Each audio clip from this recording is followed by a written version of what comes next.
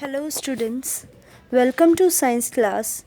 In previous videos, we discussed various abiotic factors like water, light, air, and in this video now we will discuss about temperature and soil, which are the again abiotic components. Temperature. Temperature is indicative of degree of hotness or coldness of any place, right? As you have seen one device at your home, thermometer, you know it very well. You have seen, all have seen at your homes. So for what use you can put thermometer in? You can use thermometer for measuring temperature, your body temperature. Same way thermometer is used. Different kinds of thermometers are there which are used for measuring temperature of different places. So thermometer is a device which is used to measure temperature, right? We can also see the degree of hotness or coldness. You can say hotness or coldness. Degree of hotness or coldness varies from place to place. It means it can get changed from place to place. Like in desert places, degree of temperature is very hot. Temperature is very high in deserts. On the other hand, in polar regions, where ice is there everywhere, temperature is very cold, right? In that case, temperature is very low.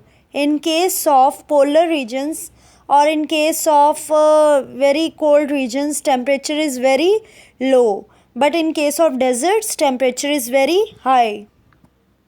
Temperature affects the activities of living organisms and is very important factor which describes distribution of plants and animals on earth. And each organism has its own tolerance range for temperature. Like in humans, we need to wear woolen clothes in winters, and in summers we need to wear cottony light clothes which gives us aeration, and we sit in under air conditioners, air conditions. We used to sit in air conditions and under the fan in case of summers. So same way, different plants and animals, they have different tolerance power in case of coldness or hotness. It depends upon their body conditions and surrounding conditions. Most plants and animals, they grow in warm places but they need a cold climate, right? like uh, uh, like camel used to live in desert only. Camel cannot live in polar regions.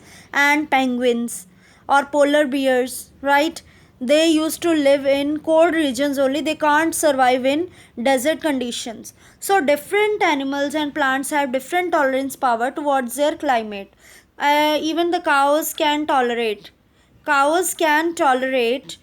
very hot weather than buffaloes. This question is also listed in your back exercise, that why cows can tolerate the hot weather than buffaloes, or why buffaloes can't tolerate hot weather.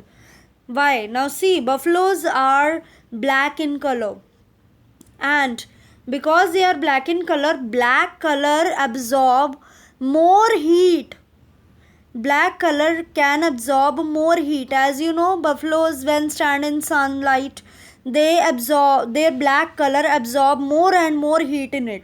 But on the other hand, cows are mostly mixed white and black color.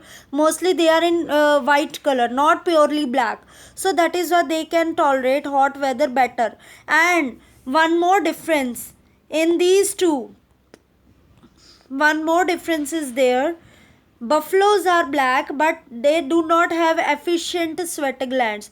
Efficient sweat glands means they do not have proper working sweat glands. Sweat glands are those which produce sweat in our body and throw out from the body. In summer seasons, you feel sweat on your different body parts. Yes, that sweat appears on your body parts due to underlying sweat glands which are present under your skin. Same way, different animals have sweat glands, but in case of buffaloes, they do not have efficient sweat glands, so they feel hot. Whenever you feel sweat on your body, you feel cool after sweating. So but in case of buffaloes, they can't feel cool after sweating because they have very less number of sweat glands on their body, and they cannot cool themselves. So how do they cool themselves? By remaining in water.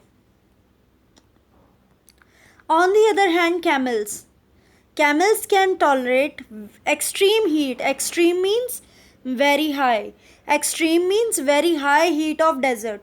So the camel is not having sweat gland, but how it can survive? Their question can be you can also ask this question, or this may also arises in your mind, that why buffalo has sweat glands also, only few are not efficient, which are not efficient, but how they can not tolerate hot temperature, but why camel can tolerate? First of all, camel is not of black color even, right? And secondly, its body is designed to be to live in desert conditions only, right? It can tolerate very high heat of the desert because it is not having sweat glands. And sweat glands ना होने की वजह से what happened, the loss of water from its body reduces. It cannot lose more and more of water from its body, because when it is not able to throw out water from its body in the form of sweat, then it can save water in its body, and it can live without water for many days. That's why it can live in desert conditions due to by saving water in its body, because it is not having sweat glands. Some other examples are also there. Polar bears and penguins, they used to live in cold regions, as I told you earlier. Tiger and elephant, they used to live in warm to moderate temperatures, right? And camel is meant for deserts. Coming to next abiotic factor, soil. Soil is an important abiotic factor of environment because most of the plants cannot grow without soil, and soil provides them sufficient water and minerals to grow, right? So it also provides homes to some organisms, and some organisms can live in soil by boring holes in it.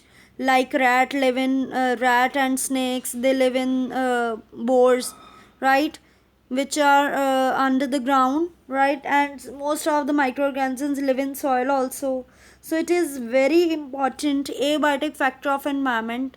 Without it, plants cannot grow, and even some animals may die due to lack of soil. So with this, we have done abiotic components, revise all the abiotic components from water, light, temperature, soil and air, right? These are very important from examination viewpoint. Next video we will discuss about the interaction of biotic and abiotic components in environment.